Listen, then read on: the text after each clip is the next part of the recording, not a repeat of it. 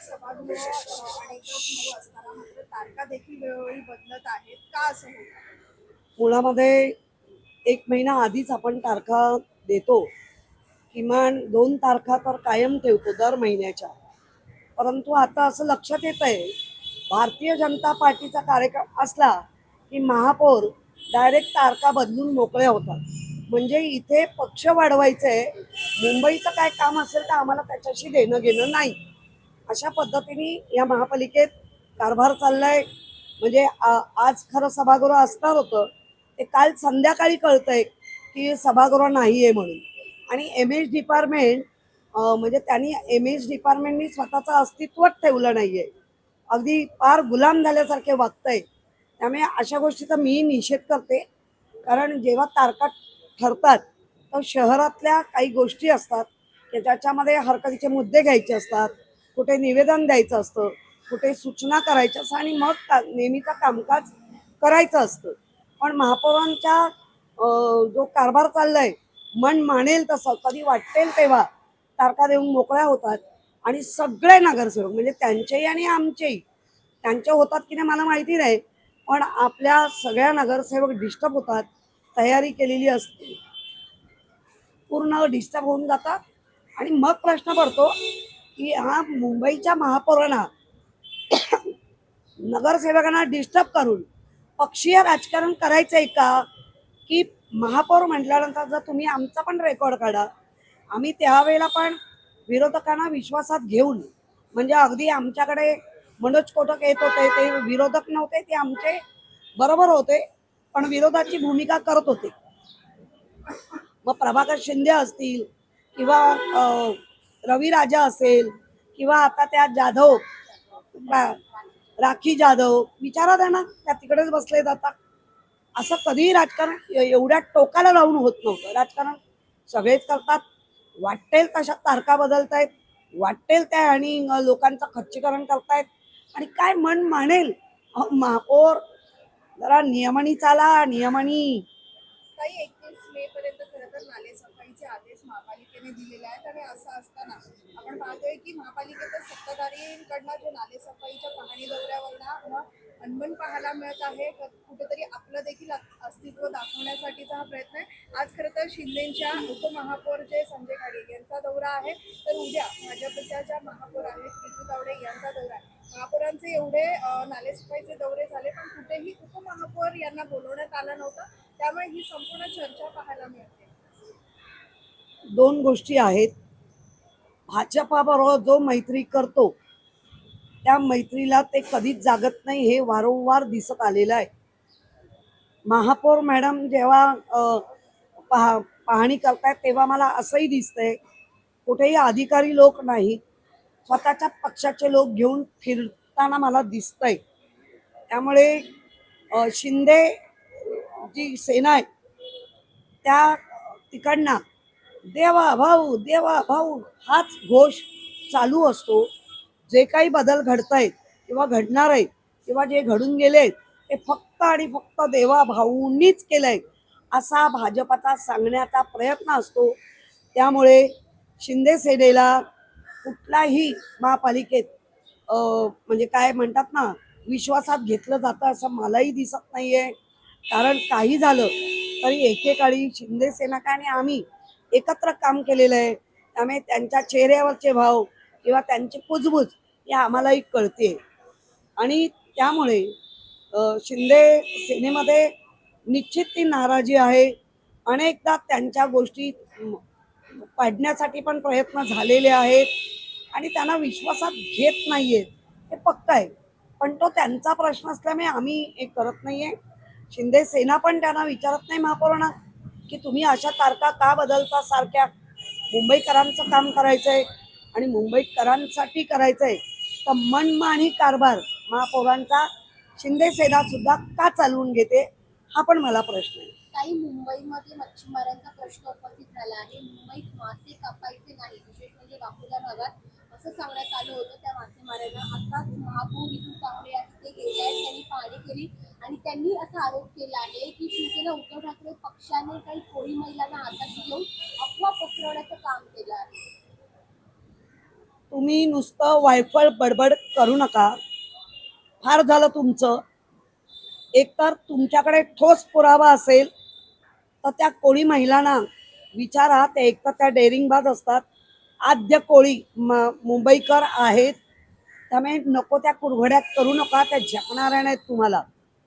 आणि कोळी महिला कोणाच्याही आधारावर चालत नाहीत. त्या पूर्णतः कोळी बांधव, आगरी हे सगळे सक्षम आहेत. त्यांना आधाराची तुमच्या तर अजिबात गरज नाही. आणि आमच्यामध्ये अनेक नगरसेवक आहेत जे कोळी बांधव आहेत. त्यामुळे अशा घाणेड्या फुटकळ गोष्टी आम्ही कधीही करत नाही. आणि आम्ही कोणाला हाताशी धरून, कारण आम्ही पण, आमच्या पण गट्स आहेत.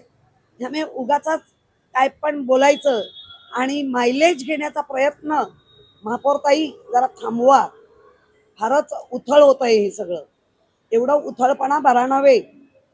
आणि कोळी महिलांवर जर तुम्ही आता बोललातच तर तुम्हाला सिद्ध करावं लागेल. वाटेल ते आरोप आम्ही पण नाही सहन करणार.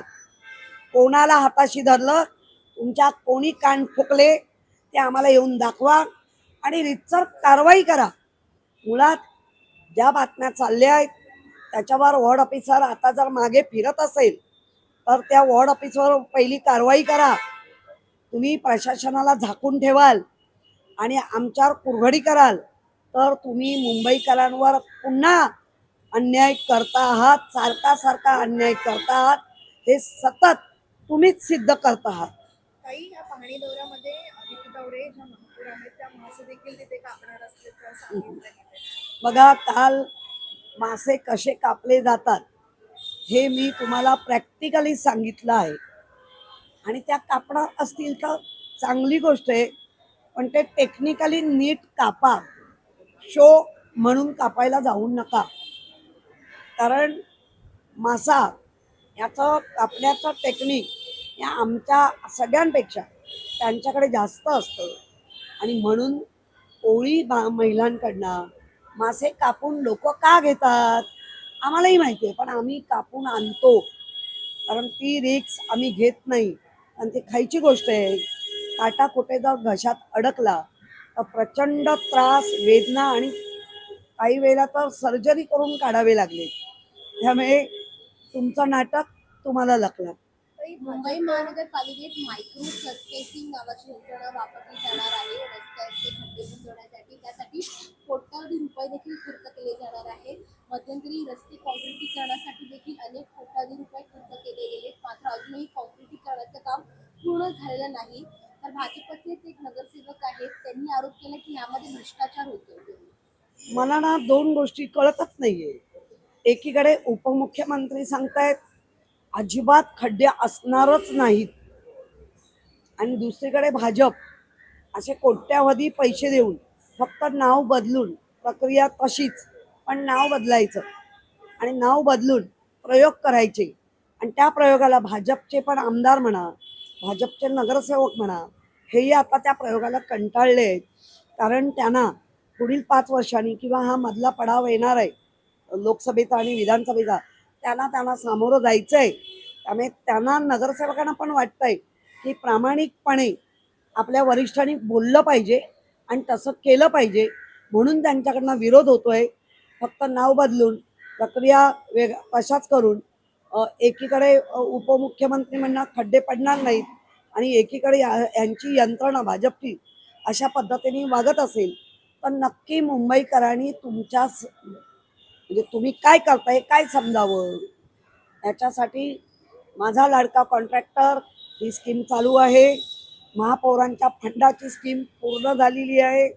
त्यामुळे कशी झाली काय झाली तिथे ती चर्चा आहे, पण मी आरोप नाही करणार. कारण मला कळलं, बघितलं नाही की आम्ही हे नाही. त्यामुळे जे चाललंय ते मुंबईकरांच्या अहिताचं अधिक होतंय असं दिसतंय.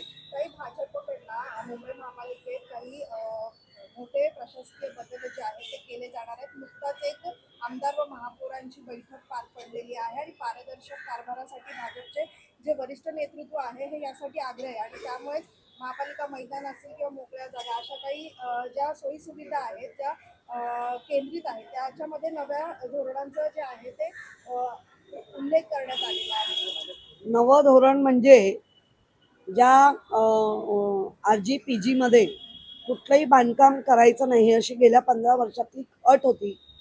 मला असा डाऊट आहे, अजून माझ्यासमोर ते आलं नाही आहे. ती अट काढण्याचा प्रयत्न आहे, जेणेकरून लोढांसारखे अनेक संस्थानिक जे आज मुंबई गिळायलाच बसले त्यांना त्या मैदानामध्ये कब्जा करायला मिळेल आणि तो कब्जा अधिकृत करून घ्यायची हा जो साजिश आहे, ही साजिश त्यांची चालली आहे. 15% बांधकाम करायला द्या असं मला ऐकायला येतंय, पण ह्याला कडाडून विरोध होईल. कारण RG-PG मध्ये आता कुठलंच बांधकाम असता कामा नये. मुंबईकरांना मोकळा श्वास त्या निमित्ताने का होईना मिळतोय, तो त्यांचा श्वास गुदमारून टाकता कामा नये. कारण गेल्या 15 वर्षापूर्वी हे 15 वर्ष हे नियम आम्ही पाळले. त्यामुळे मला वाटतं RG-PG मध्ये कुठलंच बांधकाम असता कामा नये. नवीन बदल करून आणला तर विरोध करू. तुमच्या कार्यकाळामध्ये जे धोरण होते त्याच्यामध्ये देखील मोठ्या प्रमाणात बदल करण्याचा सूर देखील या बैठकीत पाहायला मिळाला. नाही, आमच्या काळामधला धोरण हेच होतं की RG-PG किंवा जे मोकळ्या पेस या कुठल्याही बांधकामाने बाधित करू नका. ते लोकांसाठी मोकळ्या ठेवा. कारण 15 वर्षापूर्वी फुटपाथवर पण बांधकामं करायला दिली जात होती. मला आठवतं एक आयुक्त नलिन अक्षण साहेब यांच्या याच्यामध्ये बरेच फुटपाथवर व्यायामशाळा झाल्या वगैरे. पण तेव्हाच उद्धवजींनी पुढाकार घेऊन आयुक्तांना निर्देश देऊन की बाबा फुटपाथ किंवा मोकळ्या जागा इथे कुठलंही बांधकाम करायला देऊ नका.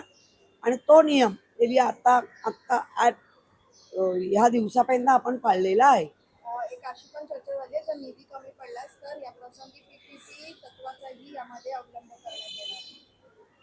काय PPP तत्वाचा देखील अवलंबन करण्यात येईल. बघा, भाजपच्याच एका नगरसेवकांनी कालच्या अगदी बजेटमध्ये सुद्धा त्यांनी विरोध केला की PPP देऊ नका. एकदा त्यांना जागा अलाउट केल्या 20 वर्षासाठी, 30 वर्षासाठी, 40 वर्षासाठी, त्या पुन्हा मिळत नाहीत. आणि आवळा देऊन कोहळा काढण्याची जी ही पद्धत आहे ती बंद करा. त्यामुळे PPP ला विरोध होत आहे. भारत माता की जे आम्ही जरूर म्हणून पण आमचा विरोध वंदे मातरमला असेल असे फरहान आझमी अबू आझमीचे पुत्र यांनी म्हटलं. नाही, मुळामध्ये अबू आझमी जे काही असे विधानं करून कारण नसताना भारत माता की जय म्हणायचं तर आहेच, पण वंदे मातरम पण म्हणावं लागेल अशी दादागिरी कोणाच्याच खपून नाही घेतली त्यांना.